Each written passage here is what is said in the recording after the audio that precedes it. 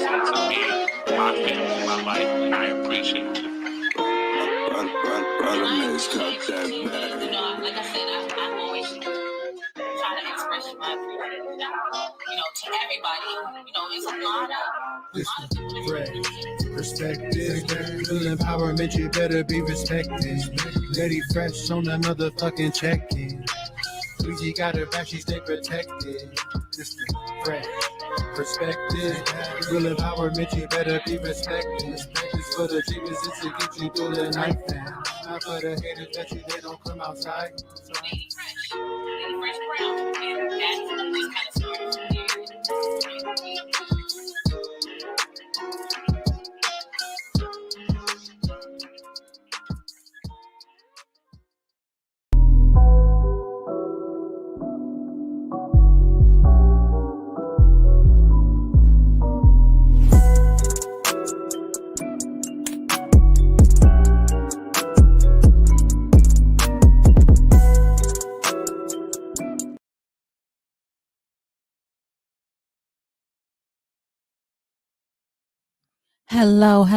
Hello, everybody. Thank you for tuning in to another episode of The Fresh Perspective. I am your host, the one and only Lady Fresh, and I have a very special episode for you guys tonight. So I want to thank you for tuning in on a Thursday night. That's right, y'all. We live on a Thursday night.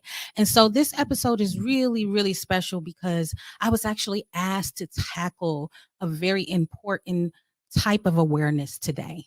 And that awareness is sexual assault awareness. Lady Fresh likes to do awarenesses every month.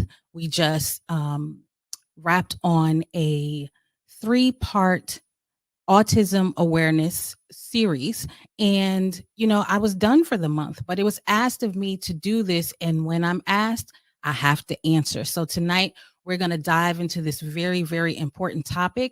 We have a special guest in the building. She is a therapist. She's going to come and give her perspective on this topic and give her experience and talk to us a little bit about the benefits of seeking therapy if you've ever been in a situation where you have been sexually assaulted, if there's any type of sexual trauma, things like that. So you guys, I want you to welcome our guest.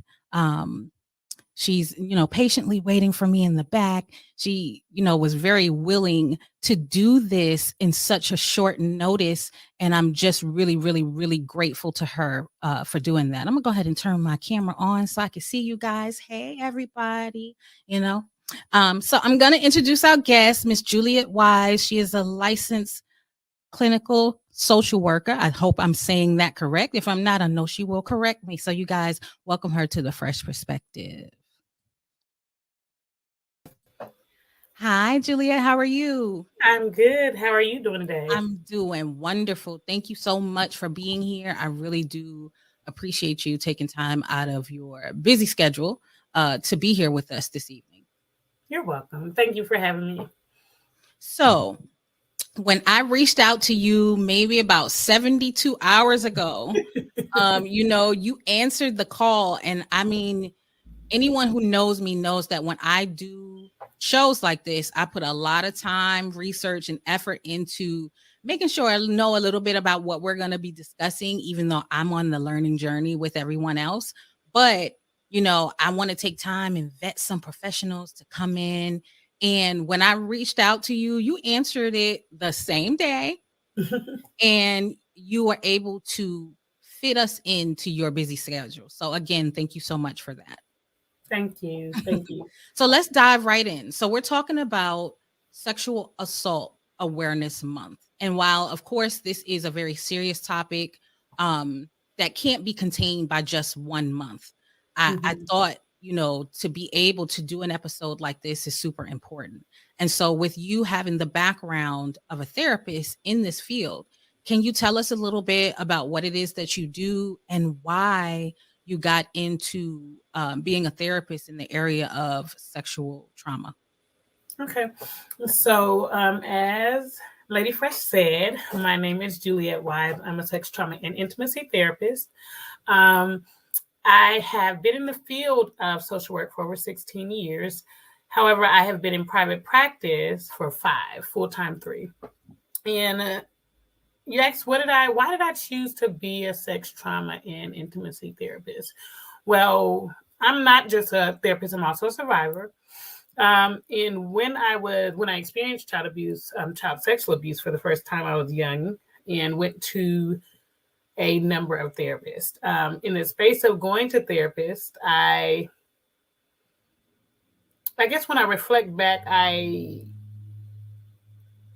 wish I would have. I wish the experiences could have been a little bit different in some ways.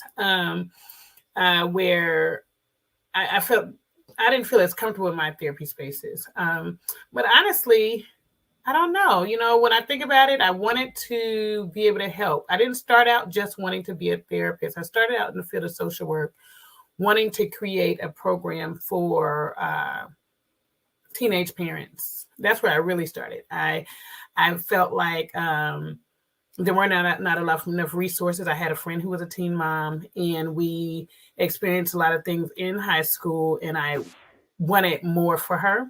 And so that's where I started in the field. Then as I got into the field and I started thinking about in school and everything, I started realizing that I was really frustrated that I experienced abuse in the religious sector. And I felt like I wasn't protected. I felt like I wasn't safe. And I felt like the perpetrator got to walk around and do whatever he wanted to do. And so I started doing research in school, did papers and everything. And I was like, one day I'm going to do my dissertation on religion and their protection of perpetrators.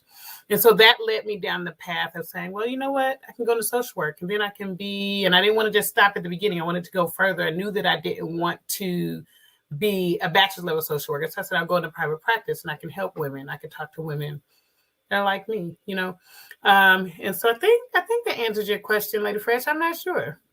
No, it absolutely did answer. I mean, you know, you mentioned that you are a survivor. And I believe you also mentioned that your experience was as a child. So you were sexually assaulted as a child, which I can only imagine brings along a whole different set of issues in itself, as opposed to someone who has solely been assaulted as an adult. What was growing up like for you after you were assaulted? So growing up, I think that I want to address the first part of what you were saying too. You know, how it could be a challenge experiencing abuse as a child and as an adult. You know, I think there's a lot of confusion, and that's why that's why I'm an intimacy therapist also. Because what happens oftentimes, and I can't speak on everyone's story, but a number of women, I specifically work with women over 18, so I'm not biased to men, but that's my specialization is women 18 and over. But a lot of times when you're abused as a child, especially sexually, it's not a experience where it's like a ravaging experience. It's not an experience where, not all the time. Like I said, I have to be very careful because I don't want to speak on anyone else's experience, right? My experience wasn't the experience where it was ravaging. A lot of times, people when you're abused as a child, you're abused by someone you trust. And so when you're abused by someone you trust, it truly affects your understanding of intimacy and sexual touch, right? Because if someone exposes your body to a touch or a feeling that early on in life, then I've learned throughout life that I had trouble understanding healthy relationships, understanding that my abuser was a man, my first abuser, understanding that not every man is going to want something sexual from you. Right. Right. And so when you learn as a child that an older man, you know, that you looked up to touches you now inappropriately, it's very, very confusing. And then at the same time, when you feel like, well, it doesn't look like this person has been punished and they're walking around freely and probably affecting other people, it's a confusing place. So you kind of lose your voice. So that's why I'm in the space of a campaign right now here in Huntsville, where we're talking about freedom through our voices. And it's Freedom Through Our Voices, Sex Assault Awareness Month is my theme. And in that, we're doing a number of different activities because oftentimes we don't realize when you're abused, whether it's sexual abuse, molestation, fondling, rape, as an adult or a child, you lose your voice because you get a little bit confused. And you either get confused, you get angry, you get silent. There's so many different responses. For me, a long time, it was a lot of confusion. I mean, I can only imagine that. Were you able to receive therapy as a child? Mm-hmm. I did begin experiencing therapy as a child. One thing that in my experience, I feel that therapists have to be very careful with is we have to be careful with projecting our experiences onto our clients. I feel that in the beginning, there were certain things projected onto my experience that I didn't necessarily feel. And so therefore, it made me confused about my sexuality, like because I'm sexually abused, because there's myths that, people who are sexually abused, that's why they are, it impacts their sexuality. That's not true. There are experiences that can impact different things, but that's not true. So it can confuse you when someone projects their idea or belief onto you, which is a lot of the things that I experienced in going to therapists has a lot to do with my core values and the reasons why I've developed the core values that I have as a therapist. So to answer your question, at the beginning, the therapy that I went to as a child, I wish it could have been better and more supportive. I think oftentimes people don't know what to do in the space of therapy. And sometimes that time to specialize needs to be taken to understand, okay, have I worked through my stuff so I can show up in the best way for my clients, which is important for me. So yes, I've had therapy as an adult, extensive therapy as an adult. Working through my trauma, and keep a therapist now as a therapist. I think that every therapist should have a therapist. You have to stay present with what you're dealing with. You have to work through your stuff. You got to practice what you preach. You can't. I always wonder that if therapists have therapists. Yeah, I do. I mean, it would not for right. You can't speak for everyone, but I've always wondered, and the fact that you're comfortable saying so, that is truly showing that you do practice what you preach and you believe in strengthening the mind. Because the biggest thing which is in our community seems like this stigma that therapy isn't okay. Right. So we can go to the doctor, women can go to the gynecologist if something's going on, or to get their annual checks. You can go see an oncologist if you have cancer. You can go to a podiatrist for your feet, but there's a problem if we want to see someone to help treat our mind. And I think that's really misfortunate, and it's really doing a disservice to our culture. And that's why spaces like this are really important to me, because I want it to become normalized to receive the help that you may need. I mean, and it might be something that you may not think you need, or something that's not quite as serious as this. But it's okay to be in these spaces. We were taught as children. I know I was. What happens in this house, stay in this house. Yeah. And so I can only imagine as a child, a lot of shame also came into play with that, not wanting to speak out or say anything. Did you experience that? Did you experience a period of time where you weren't willing to tell about your abuser, or that you were experiencing this? No, I was fortunate to where I did not experience that. I was able to share, and my mother did the best she could with the tools she had. Now, let me be clear, that took me a long time to understand, or it took me a long time to come to terms with. I feel like I was able to tell, and I have to be careful to only share my story, but I was able to tell, and I wish that there was, I do wish more action could have been taken. I wish that there was visible action,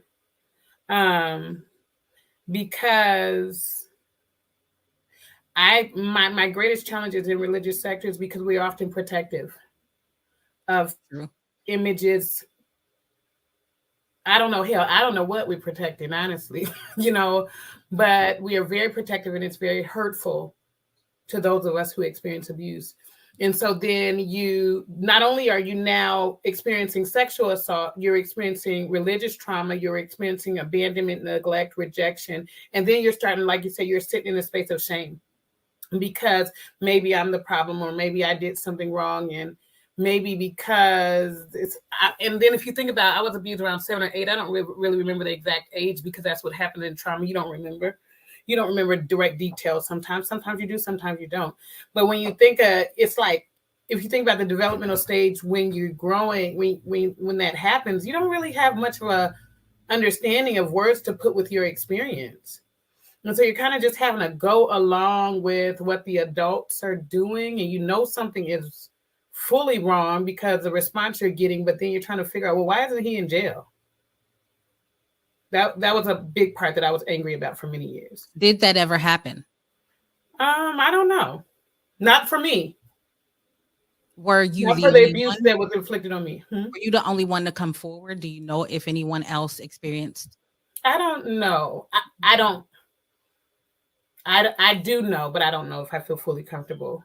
Oh, I totally, I understand, because I only ask because it's typically not a one-time thing. Usually there is some type of a pattern, unbeknownst to you, of course, but it's usually some type of pattern, and sometimes it takes one person to come out and say something for other people to feel comfortable coming out to say that it's they've experienced it. I personally haven't had experience with sexual trauma, but I know so many women that have. I went to college in the AUC in Atlanta. Okay. And it was a lot going on back then. Yeah. You know what I mean? And so you would hear stories, and like I would hear girls tell their own stories. I don't think they even realized that they were victims. You know what I mean? That it didn't sound like the situation you're explaining was okay. And it's like I said, it's a shame. And I have to commend you for what you're doing and creating a safe space for people to be able to address these issues. What have you seen as some of the biggest issues that a woman that has experienced this, that they have with intimacy? Since you specialize in the intimacy part, I can only imagine you start to have adult relationships. You want to have adult relationships, and you want it to be as normal as possible. But I can only imagine that intimacy is an issue. So what are some of the things that you address and that you see when dealing with that? There's so many different ranges, because we're talking about intimate relationships with our children, intimate relationships with parents, romantic relationships. Relationships are affected so much in the space of sexual assault because you develop a protective barrier, and so when you don't trust experiences, because whatever form of sexual assault you've experienced, it becomes difficult to trust who you are, And so when we talk about intimate relationships, whether you, and I'm pausing because there's two different ends, you know what I mean? From sexual abuse to rape, there's very different experiences on different ends, And so you could be very angry. You could be, there's so many different, you could be angry, you could be overly attached, you could be over sexualized.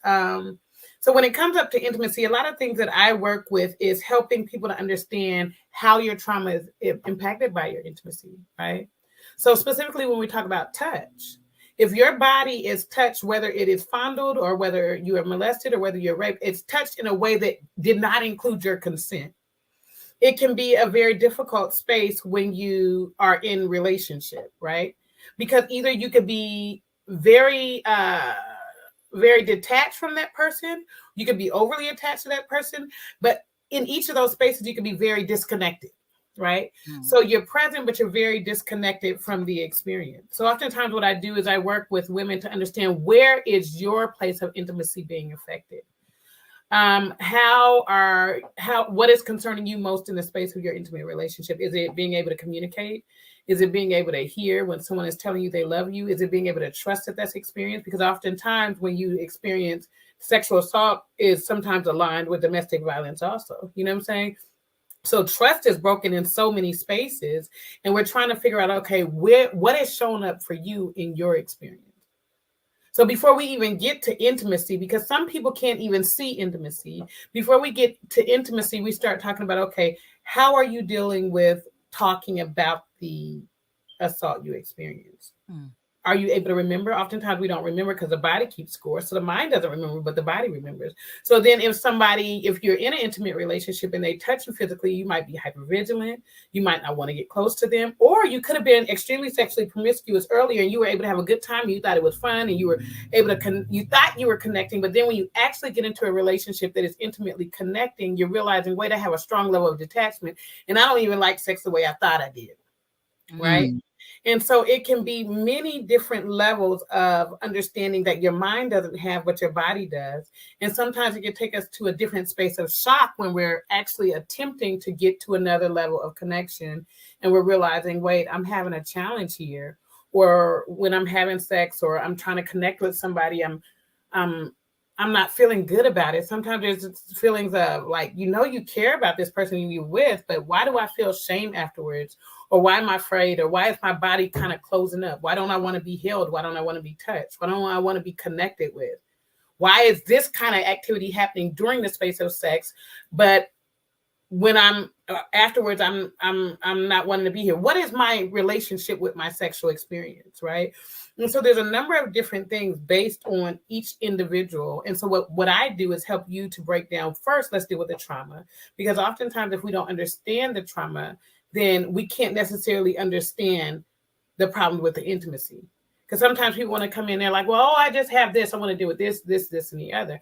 Well, yes, we can deal with this, that, and the other. But as former therapist I am in, we're going to have to understand the root so that we can then work through the process of connecting and understanding the issues that are showing up. Wow. So it sounds like you got to tackle quite a few things before you can even get that far. I can only imagine some of those things are like looking at building trust in yourself and in other people, not even in a sexual manner, just in general. Exactly. Looking at self-esteem. 'Cause I can only imagine all those things are affected. How you look at people, how you can trust people, how you can trust yourself. If relationships are healthy or not, you probably have a jagged sense of whether or not a relationship is healthy or not. How important is self-care? How much do you advocate self-care in therapy? Self-care is extremely important. I advocate self-care 100% all the time. Even when my clients come in, I do a form of therapy called EMDR, eye movement desensitization and reprocessing, and it does a lot of work within the body. And so what I really encourage my clients to do is do pre-care and post-care, take care of their bodies, take care of their minds, whether they're going for a walk, teaching them how to resource, how to meditate, do guided visualizations, and helping them to understand self-care goes beyond some of the things we typically understand as self-care, like getting nails done. Self-care is asking ourselves hard questions. Self-care is asking ourselves when we're participating in maladaptive behaviors that are going to continue keeping us in the space of toxicity. So having them to take care of their bodies in a way that allows me to be present, allows me to come down, because our bodies are often hypervigilant, so we're on edge. And so really helping them to learn what self-care is, how it shows up for them, whether it's sleep, eating, drinking water, exercising, going for a walk, getting grounded, whatever, breathing techniques, calming the body down. Self-care is everything. Therapy, coming to therapy is self-care. Because when you're coming in the space of therapy, you're choosing that I know this, especially when you're coming to my space, if you're coming, because I do women's issues and sex trauma and intimacy. But when you're coming into my space, you know that you're probably going to be dealing with some heavy things. But that's a space of self-care too, because what we're doing is, we're dealing with it and it's heavy, but we're taking it to another end. We're trying to get it to where you no longer it's no longer having to have so much power in your life. Wow, you said a lot there. Because I mean, and self-care is important overall, just Mm-hmm. to keep your sanity day to day. I know that's something that I've learned, especially adding like this show to my plate and Mm-hmm. wanting to deliver so many different things to other people, that I have to sometimes sit down with myself and say, okay, Mm-hmm. I need to make sure I address this, I address that for me, because Yeah. you can't pour into other people if you're not taking care of self. And that's something that I had to learn at 40 Mm-hmm. plus. You know what I Yeah. mean? Mm-hmm. Yeah. Well, So I mean, that's honestly, Lady Fresh, that's a big thing that I've had to be careful about in the month of Sex Assault Awareness Month, because there's a lot of conversation that comes up that although I'm in the office and I'm providing therapy daily, when I'm in the space of advocacy and everything at the extent during the month of April, I have to be very careful to take care of myself. I have to also be very careful to remind myself when I'm triggered by experiences or conversation, because just because I'm here now and I'm a therapist, it doesn't mean I can't experience triggers, right? And so I have to remind myself that when I'm triggered, and this is also what I remind my clients, that I'm not there anymore. I don't have to be afraid, because that inner child will pop up and it'll become scared, right? And you don't know until you start being in the conversation and saying, wait a minute, you're okay, you're safe. And that's what I teach my clients too. So what I've had to do for myself, even during this month, is pause sometimes and say, okay, you're here to do a work, but you can't do a work unless you care for yourself first. And absolutely. so if that means putting boundaries around, if it means, like I said, I go to my therapist even more during the month as Sex Assault Awareness Month, because they come on you. You got to be able to get them back off so you can continue to show up and trust God that He has the women that I see. He has women, all of us that have experienced trauma, haven't experienced trauma, just experiencing challenges in our life. I have to remind myself that God is in control. This is not my battle to carry. But if I ever put it on myself and say, okay, you can do all of this, then I'm it's, in my opinion, it's a little bit of blasphemy to God. And so that's my self-care. My self-care is being able to show up in moments and then trusting that God's going to take the rest. And in mentioning God, I wanted to ask you about spirituality and faith. You Mm-hmm. know, do you feel that, and you can speak for yourself, you don't necessarily Mm-hmm. have to try to speak for everyone, but I always ask people when I do a lot of these awareness topics, how important spirituality or faith play into healing from traumatic experiences. Was that something very important to you? I mean, I know that unfortunately your experience came from someone in this, in the spiritual field. And so Mm-hmm. were you able to still keep a lot of faith and be connected with God through that healing process? And is that something that people often look to get through trauma like this? I think that oftentimes forgiveness is weaponized. And so that makes it difficult when you've experienced trauma within a religious sector, because it's re-traumatizing. And so for me, no, in the beginning, God was not a big part, because I was angry with God. For me, and I give my clients permission to be angry with God, I was because going God allows. to ask you that. Yeah, because I think if you're experienced by abuse by men, and God represents men to you, and according to how you see God, right? If you experience abuse by men, God represents man. Then who truly is the protector, right? And so that can get very confusing in the mind. Like I said, again, if you're seeing God as men, because I see God as woman and man, right? Mm-hmm. But if that is how you're perceiving it, it can really get convoluted in the space of, so I am to trust God. Now, as I've gone through my process, and God knows I still struggle at times, but I've gotten a lot closer to God in understanding the world. But I don't push a lot of religion in my space. Mm-hmm. I just let people show up in what their belief is, and we work in that space. And so, especially religion, I don't push religion at all.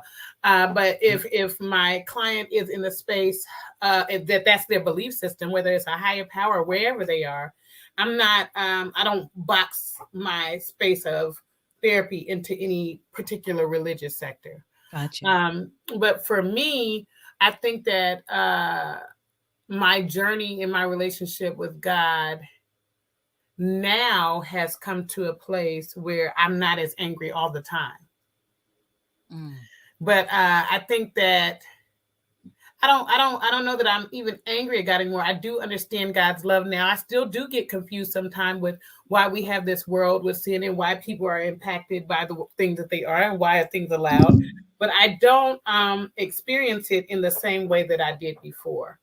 So I do think that God plays a huge role once you truly understand God, because I think God is taught in so many convoluted ways. But once you understand, truly understand who God is and understand that He is your protector, understand what He truly is as a father, because there's so many things that can be mixed in the space of religion. You know, complex trauma can be mixed in so many ways. People weaponize God, they weaponize forgiveness. They often tell people to forgive their abuser, but how can you forgive your abuser if you're not even able to accept that you were abused, if nobody acknowledged that the abuser did this to you? So people love to throw forgiveness out. And I'm not saying that forgiveness is not a factor. Forgiveness is truly a factor. It provides us freedom, right? So it's a true factor that we want to be able to understand, but we also want to be able to understand, how do I acknowledge? Is that the first step? Acknowledgement? Yeah. I've got to be able to acknowledge, and I've got to be able to understand what forgiveness is. But I don't have to focus on forgiveness first. I need to focus on how I feel, what my experience has been. How do I heal? How do I get through this? And a part of that healing journey then is learning to let go and to shift so that that person doesn't have the power that we can typically believe they had in the choices they made to take from someone without consent. What do you think the hardest part of therapy is? Like for someone to come in to your office, is the hardest thing telling their experience? Is the hardest thing the acknowledgement? Is there something that you typically see is the most difficult thing for a person to do once getting into therapy? I think the hardest part is walking into the office. You know, I think that once they get there, I'm with them. I'm going to walk with them. The work can begin. Yeah. But I think the hardest part is getting up and going in. I believe it. Especially for us. Mm-hmm. You know, especially for us. So are there things that so let's talk about the romantic relationship. Most people crave to be in a healthy relationship with whomever, you know, and they want to be loved. They want these things, but if they have been affected by trauma in this manner, what are some of the things that a partner or potential partner can do to kind of help that person? Because I know they need to seek the help that they need, but I'm assuming that it's going to kind of carry over into the relationship. So what are some things that partners, if there's anything that partners can do to be of support? Well, there's a lot of things that partners to do. One thing, I think the partner needs a therapist too, right? Because oftentimes, according to the experience of the woman or man, whoever the person is that experienced abuse, there's a lot of behaviors that can show up that could cause a partner to feel rejected, angry, not wanted, neglected, undesired, or overly sexualized, used, manipulated. So there's a lot of experiences that a partner can have, and that doesn't, and let's be clear, because that doesn't have to be everyone's experience. I don't want to generalize anybody, but those are things that can happen. And so in that space, a partner can be supportive. Oftentimes, I've seen some of the challenges be Anger spewts out words that it can be very harmful, and people don't know how much we can hurt one another, and re-traumatize each other, whether that's from sexual abuse, mental abuse, or just experiences, right? So we have to be careful with our language, and that's why I always encourage, if possible, my clients encourage their partners to go in therapy, or I provide tools for them to give their partners, because we want to care for that person too. And we want to make sure, I want to ensure in the best way possible that there's safety in that process of healing. And so that's really, so when you ask, what can a partner do? Take care of themselves, because we don't want to have trauma bonds and codependent relationships, right? And so it's important to be able to have support for themselves in order that they can show up in a healthy way for their partner, and recognize that I don't have the tools to heal them, right? I can show up and I can be supportive and I can love them in the best way that I can. And we can talk about what language hurts one another, and so that we do the best that we can not to hurt each other, right?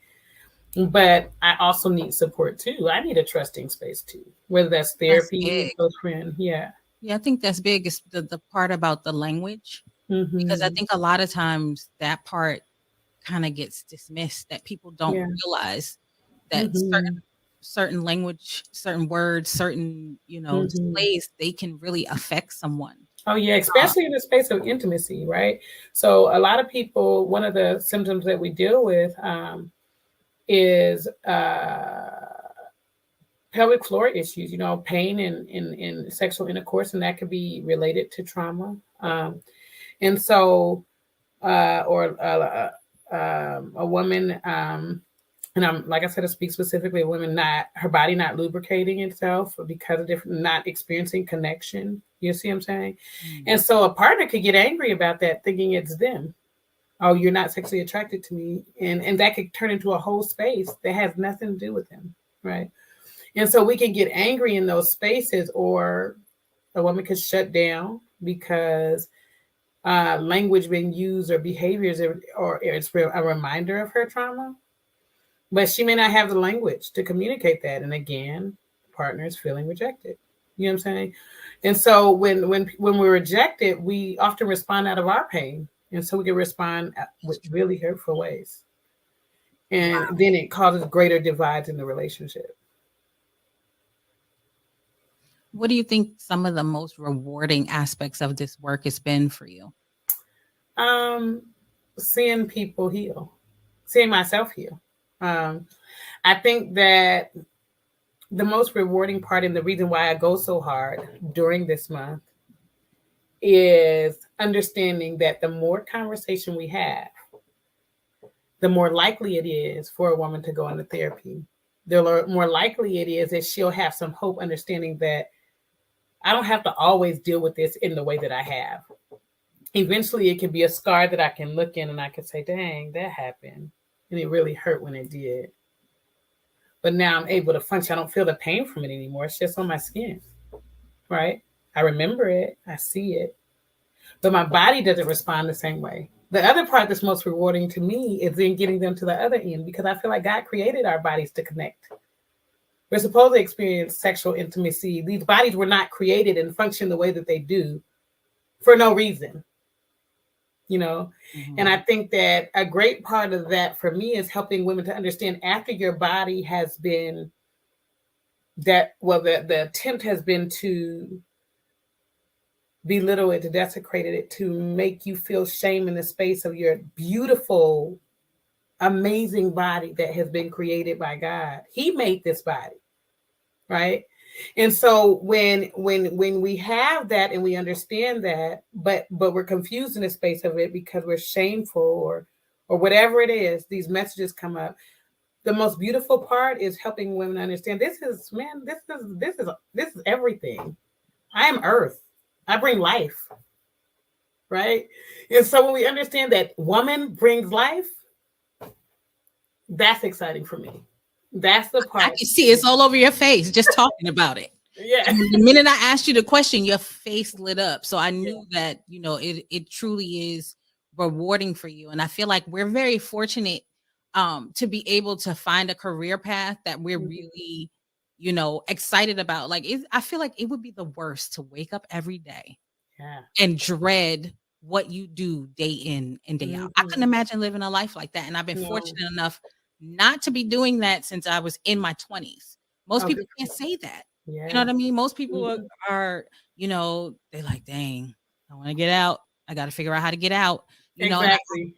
and I can see that for you, you know, it was a true passion. Oh yeah. It was something that it's written all over your page. You know what I mean? Like just the amount of information you provide.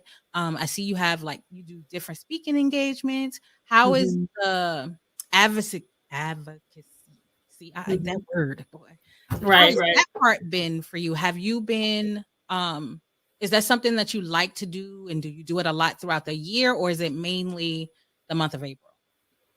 If I can be honest with you, Lady Fresh, and I want to pause too. Please don't let me forget what you're asking, because something came up in my mind when you were talking. Oh, no, go ahead.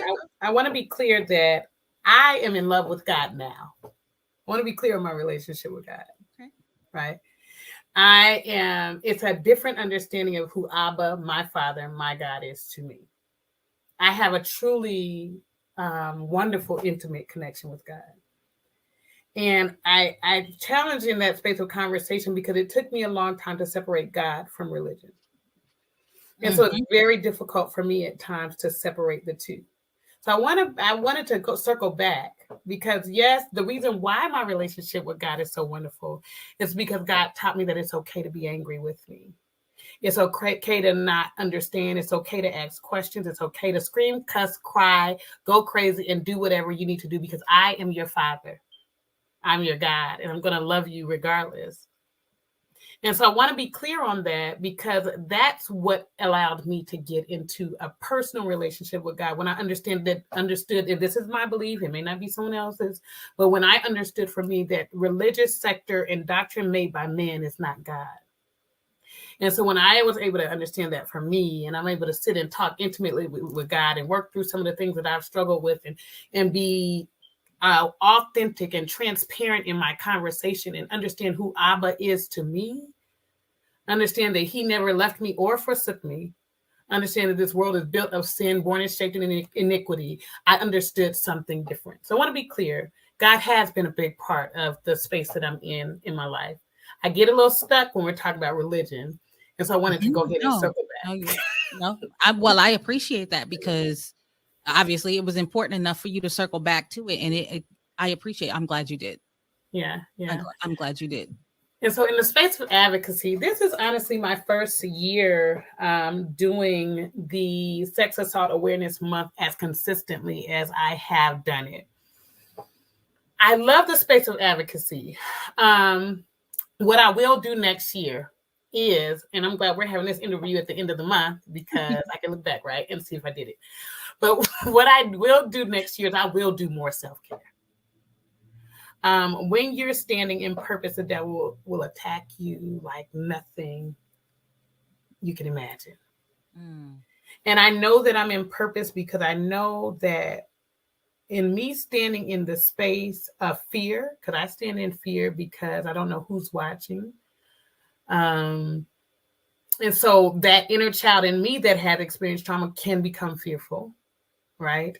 I'm learning that as I make this space free, people come to me outside of therapeutic spaces, and I'm learning how to adapt and deal with that during this month, right?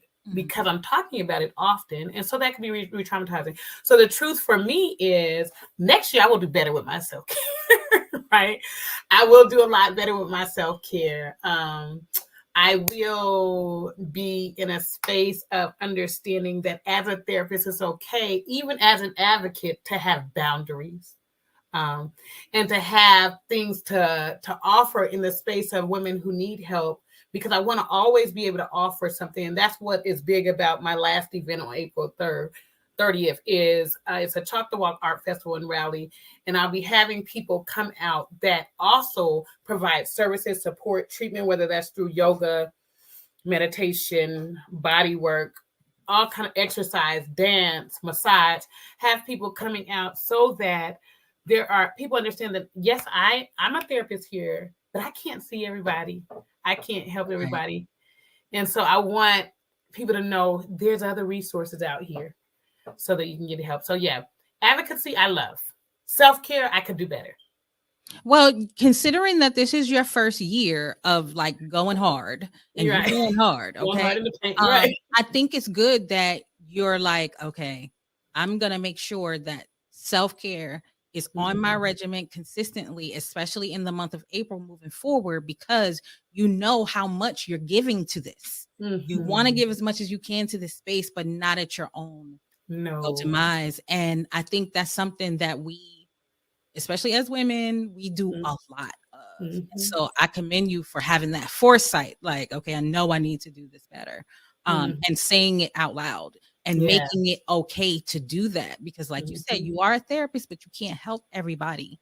And so you mentioned resources. What kind of resources would you recommend to people? Like, you know, I know you're in a specific location, so you can't legally treat people outside of your state, right? Right. So are there benefits to like support groups, you know, finding online resources? What would you tell someone who's looking for resources, whether it be online or locally? Well, a large resource is RAINN.org, RAINN.org. RAINN provides information on sex assault statistics. It provides information on resources in your area.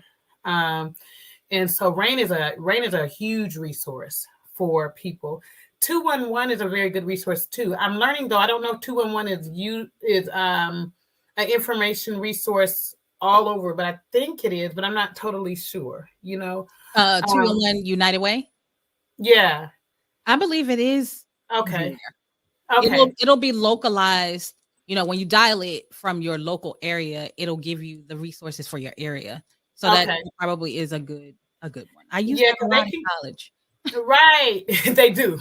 And then they give you a lot of information about crisis centers because you want to know what your 24/7 crisis centers are. You want to know what resources are available in your area. I will also be posting more resources on my page as the month ends, just being able to post general resources.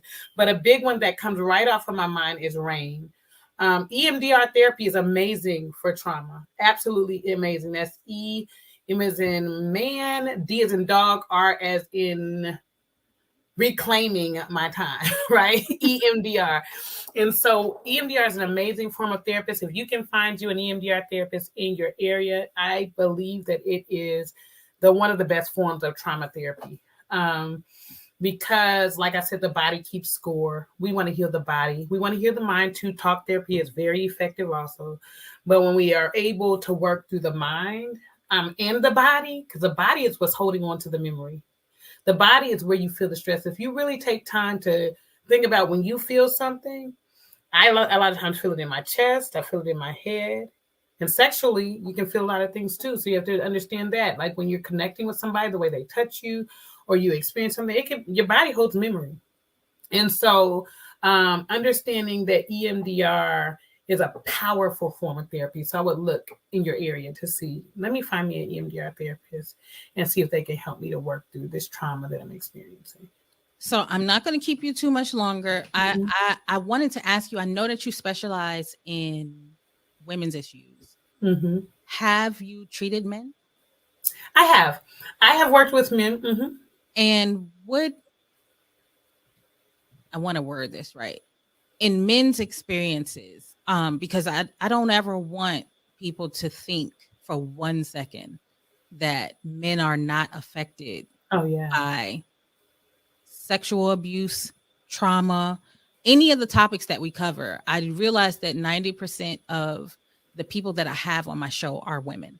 But believe it or not, 90% of the people that watch me are men. Wow. And so I'm working on shifting and creating more of a balance of people that I have on the show to be able to address from a man's perspective as well. It's been very hard, finding therapists and professionals in a lot of these spaces. It is not from lack of trying, but it's been very, very difficult. But most of the men that watch me have been very vocal that the information, regardless of who it's coming from, has been very helpful. It's been very eye-opening.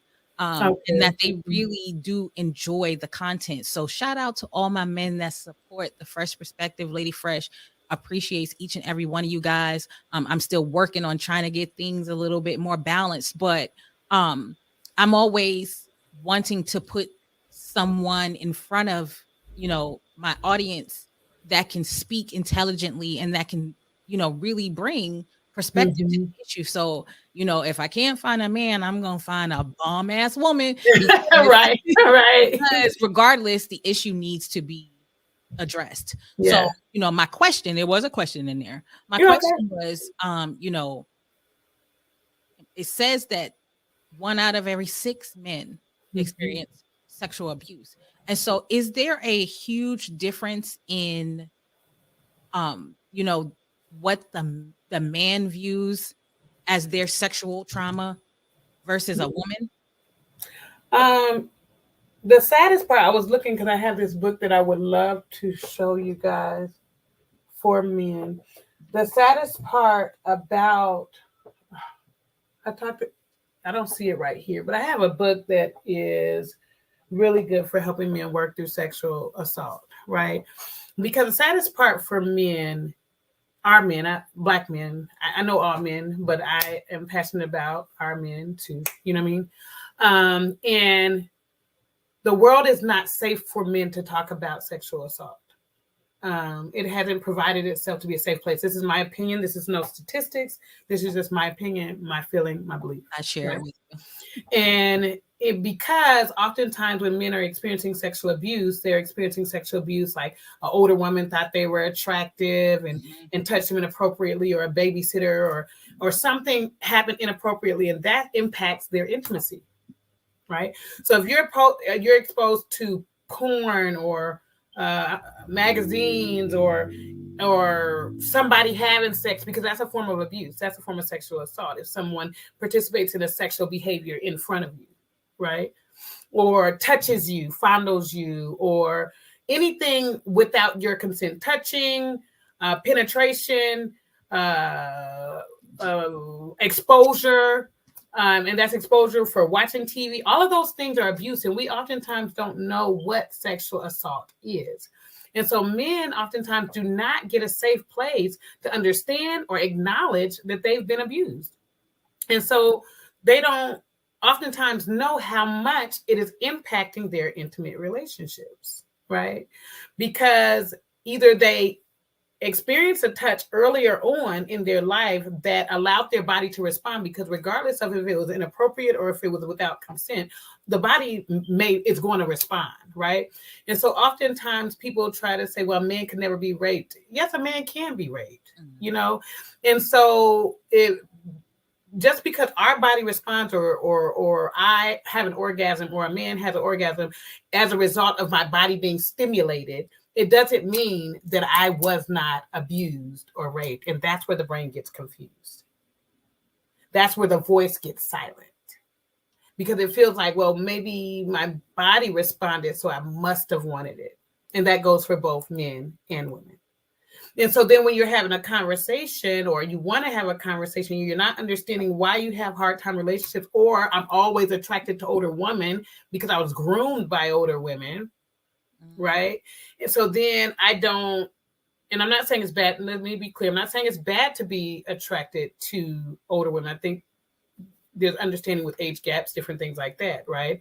But we don't have an insight into how those early experiences, they were like, oh, you good, dude, you know, this happened for you, whatever people say. No, that's not healthy.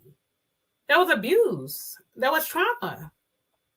But if a man doesn't have a safe place to talk about that, then he continues to experience life in his relationships, not understanding his intimate connections, not understanding why somebody can't please him because he experiences sexual exposure earlier on. And so there's so many dynamics, why I can't communicate so many things in the intimate level, right? And so that's why it's important for people to understand when we're talking about intimate connections, intimacy is more than sex. Intimacy is the spiritual intimacy, physical intimacy. Why my brain just got frozen, but there's intimacy in religious conversation. There's intimacy there's so many levels of intimacy. And so when we understand those intimate connections that we're having a hard time getting, we understand that our hearts are not attaching, we're not connecting. Oftentimes that's a form of trauma. If I'm not connecting to you, something has allowed me to detach and dissociate from the feeling of connection for some reason. And most of the times I'm protecting myself from something. And so all of those things are there when we don't have empathetic responding. We're not able to respond emotionally, or we're not able to connect. We don't want to be held. Oh, I just don't like to be touched. Some people really don't like to be touched, according to, like you talked about, the spectrum, different things like that you've talked about in your, when you were having your spectrum of autism. But there's a lot of reasons that we don't like to be touched. But then there's also a lot of traumatic reasons why we don't like to be touched. We don't like people in our spaces. We feel protected, but we don't have a lot of language to put to it. So in dealing with men, I do have a passion for men. It's not the area that I specialize in. Right now, I specifically work with women. But I do think there needs to be more spaces for men, because we don't even understand like porn addiction, sex addiction. All these things can be related to trauma. And I want to be clear, I'm not just saying men have porn addictions and sex addictions. Women, we definitely have them too, right? And so I'm just wanting to say a lot of these addictive capacities are related to our trauma. Wow. I think everything that you've covered today has been very eye-opening. And I'm hoping that people will take away from this, ways to kind of hone in on what other people may be going through. We can be a really selfish bunch of people, and constantly thinking of self. Then you have those people who are not selfish and they are constantly thinking of other people. But I'm hoping with the information that people are receiving from you today, which was a wealth of knowledge, thank you for it, that they walk away just knowing a little bit more, and not just using April to be sexual assault or sexual abuse awareness. Like this is every day. We need to be mindful. We need to be empathetic. And I want to thank you so much for taking time out of your busy schedule to come and shed light on this, because it's evident just in the way that you speak that you are very passionate about what you're doing. I commend you for finding your voice after being I know you were a victim, but I don't ever like to refer to it as a victim. You're a survivor. Thank you. You made it out. Yeah, you made it out. And you're using your voice, which can be really hard for people to do. Yes, it is. That experience trauma. I've, like I said, never experienced sexual trauma, but I've suffered a lot of grief in my life, a lot of loss in my life. And it's been traumatic, and I didn't realize it until recently that it really has been an issue for me, that my experience with death has been very traumatic from the age of 7 years old. Wow. Most people don't really have a relationship with death that young, and it's just been consistent throughout my life. And so that's something that I found that maybe talking to a therapist would be beneficial to me. Yeah. I have one last question for you. If you could go back to the 7-year-old, 8-year-old Juliet Wise, what would you say to her after the abuse? Knowing all that you know now. You're not your abuse. Say it again. I would say you're not. You're gonna make me cry. Say it again, girl. Say it again. I would say you are not your abuse. I think that's the most important thing we as women and people need to know. And hell, saying it out loud right now is a reminder for me, because like I said, during this month, I've learned that I've got to be careful. about my self-care, how many conversations I have, how often I have them, right? Because the body can take you back and it can cause you to be afraid. And I can't lie, I felt a little afraid here because my music can watch this. You said again. Say that again. I said I can't lie, I felt a little afraid here because the person who abused me can watch this, right? And so I think it's important for me to be able to say that out loud, not just for me, but for anybody else. You may not stand in the way that I stand, but that's why I stand. Because you don't have to stand in the way that I stand, right? But it gets it back off of me in this moment to say out loud, I don't give a damn if you're watching, right? So it helps me to be able to say that out loud because I find that I become restrictive at times when that nervousness comes up. Protective even of your abuser, protector of their family, protective. And that's a reality for me. And I think God just told me to say that out loud because that's not my cross to carry. That's his. And so I would say to my name that they called me when I was a little girl was Tanya.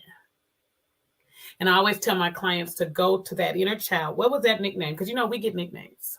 That wasn't my nickname. That's my name. But that was my family name, right? And go back to that little girl, Tanya, and say, you are not your abuse. It's not your fault. Your body is whole. Your body is healing. Your body shouldn't experience the form of touch it did at that age. It's not fair. You can and will and are experiencing something different, right? And you're free. You're not a cage bird. You can choose to walk out the door. The door is open. And so when we talk about that poem, Why Does a Cage Bird Sing? I actually have that tattoo because I'm a tattoo girl. Okay. But one thing about that tattoo is that when you look at the Why Does a Cage Bird Sing, or you look at the tattoo, you can be mind specific. You can be in the cage, right? And you can look at the door and you can say, okay, either I can push that door open because there's no lock on it and I can walk out of it, or I can stay in here and let my trauma be my identity. But if I choose to heal, I can walk outside of this cage and I can look back and I can say, wow, each day I have the opportunity to go in that cage and close the door and shut down, or I can open it up and fly and let my wings spread, right? And so that's my message to my inner child is you're not your abuse. You're so much more. You're freedom. Girl, you're going to have me crying. Wait, nope. That was absolutely beautiful, but you ain't about to have me crying. So, right. I don't know if you watched any of my other shows, but at the end of all this, especially at the end of something so deep, I like to clear the panel and play a game. Okay. It's not a long game. It's not a long game. It's called This or That. Okay. I'm going to say something to you, and you're going to pick one or the other word, okay? They're ridiculous things, so don't. Okay, I'm with it. You ready? Wine or beer? Wine. No beer. R&B. Beer today. Beer's more fun today. It depends on the day. Right. I hear you. There's nothing like a nice, like really cold beer. I don't need to come down today. Wine would take me down, and beer is tequila. But we'll say beer. You are funny. Okay, I like that though. All right. R&B or hip hop? R&B. Vacation home or fancy RV? I think I like the RV. I kind of like that too. You can kind of, if it's fancy enough, you go wherever you want. I can go on a road trip and I can have it wherever I want to be. I like the way you think, girl. Disney kid or Nickelodeon kid? Nickelodeon. Really? I like the games and the splatter back in the day. Oh, yes. Was Nickelodeon Double Dare? Yeah. Yes, girl. Okay, I'm with you. Yeah. Okay. Roller skate or ice skate? Ice skate. Movie night in or movie night out? Out. Movie night out. Sunrise or sunset? Oh, I like them both. Let me see. I like this. Yeah, sunset, because I don't usually make it to the sunrise. I get you. Yeah, I don't get to see the sunrise too much. Right. I might catch it if I've been up since the day before. Right. It would be beautiful if I could wake up, but that's not a reality for me. Netflix or Hulu? Mm. Hulu, I guess I can get to Oprah on Hulu through Xfinity. Yeah. Read a book or audiobook? Read a book. I like a book in my hand. I'm with you on that. All right. And the last one is countryside or city? Countryside, Sweet Home Alabama. That's right, girl. Juliet, I want to thank you so much for agreeing. Like, you just have no idea. This was a challenge for me. Mm-hmm. And I don't find myself feeling high levels of stress when it comes to the show very often. But I like the stress of not being able to help someone that reached out to me and said that they needed this made me say, you know what, I got to figure out how to make it work. And you have been instrumental in making this work. And so I want to thank you so much. I hope that you will come back to the show again. I will. Yeah. Don't be a stranger. You've been a wealth of knowledge. And I just really hope that people walk away tonight with, you know, feeling like they learned something. I always want that, but I really want them to really feel like they walked away learning something and something that, you know, they may even be able to apply to their own lives and say, you know what, it's okay for me to talk to someone. It's okay for me to get help. So thank you for providing that safe space. You're welcome. Thank you for having me here. Of course. And like I said, please don't be a stranger. I'm going to be in touch with you again really soon because like I said, I really enjoyed talking to you. We had a great conversation the other day when you agreed to do the show. You're an inspiration, and, you know, getting to see you in person today and like soak up your energy and your light. I knew you were the right person for the show tonight. So I want to really thank you. Thank you. All right. Did you have anything else that you wanted to add before? Well, I just wanted to say to the young lady who asked you, you are brave for asking. And I'm glad that I was able to stand here because of your desire to understand more. And so keep having grace with yourself, patience, compassion. And you will get where you need to go as you just take one step at a time. But compassion, grace in your journey is all you need. And I'm just glad that you asked Lady Fresh to have me come here. And I hope you're able to watch and get whatever it is you need. Yes, I thank her as well.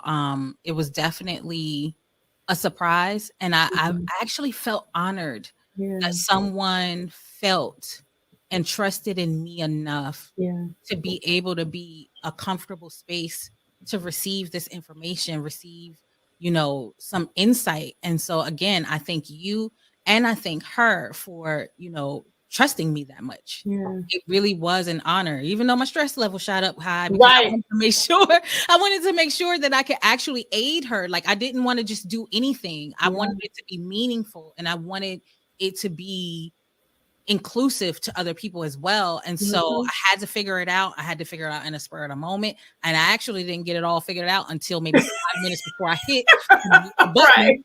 But it's okay, because a lot of times I work better under those kind of circumstances. And so if she walks away from this feeling like I and yourself were able to deliver that, then that's one for the culture and one for the show. And, you know, I'll take it. And thank you for what you provide. Thank you for what you provide. Oh, thank you. I appreciate that. Sometimes I ask myself, you know, if it really does make a difference. But, you know, I've gotten a lot of feedback from so many different people, especially after a show airs, you know, saying that it does. And that, you know, I think her reaching out to me to do a show specifically was even more validation. Like, okay, they feel comfortable that I can do this and that they'll benefit from it. And so I take that very seriously and take it to heart. And so I'm super grateful and I'm really humbled.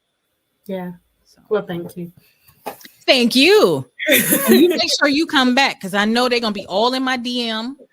They're gonna be all. I'm telling you, I already know it. I probably got messages already.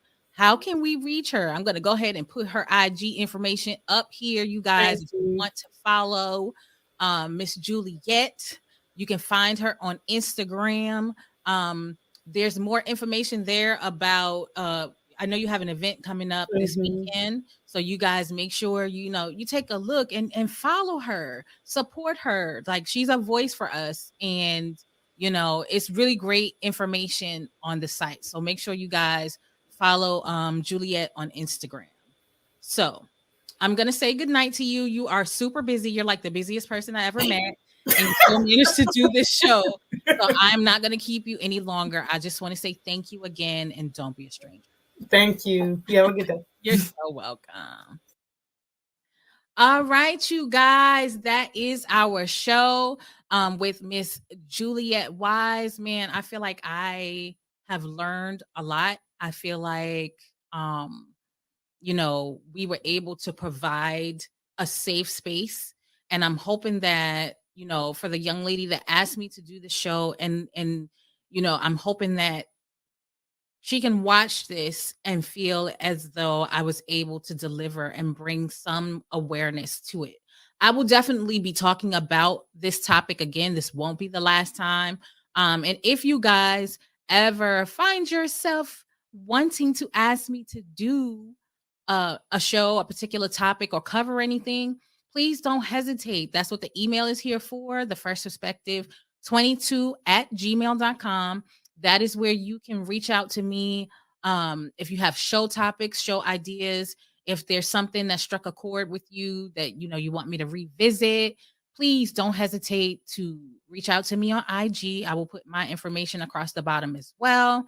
And send me an email. I'm constantly checking it and making sure. I know there's a million Ask Fresh questions in there that I need to get to. I promise I will. But yes, utilize the email, utilize the IG, reach out to me if you have, some wants that you want for the show. Now, I have an announcement to make before I end the show. I kept telling you guys I was going to make it happen, and I was able to make it happen, y'all. I was able to make it happen. So on Sunday, April 30th at 5 p.m. Eastern, 4 p.m. Central, we are going to be having a 4th part to our autism awareness special.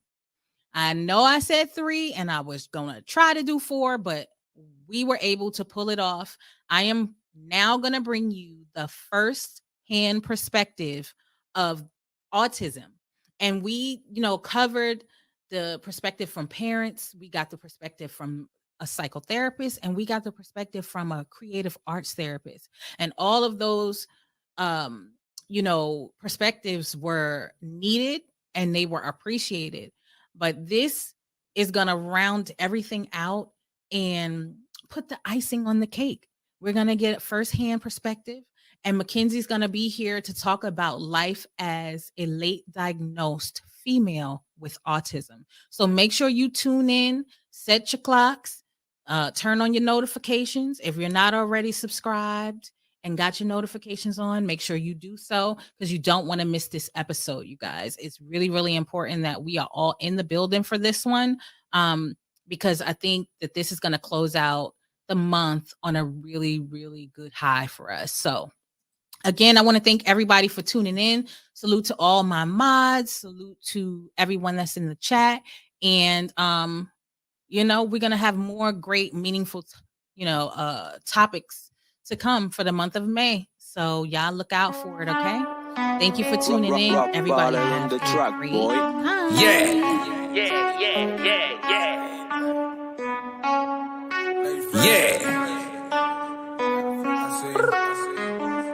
Lady Fresh, keep it real, and that's a fact.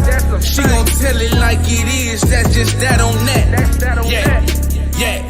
That's just that on that. This the Fresh Perspective with Lady Fresh. Lady Fresh, keep it real, and that's a fact.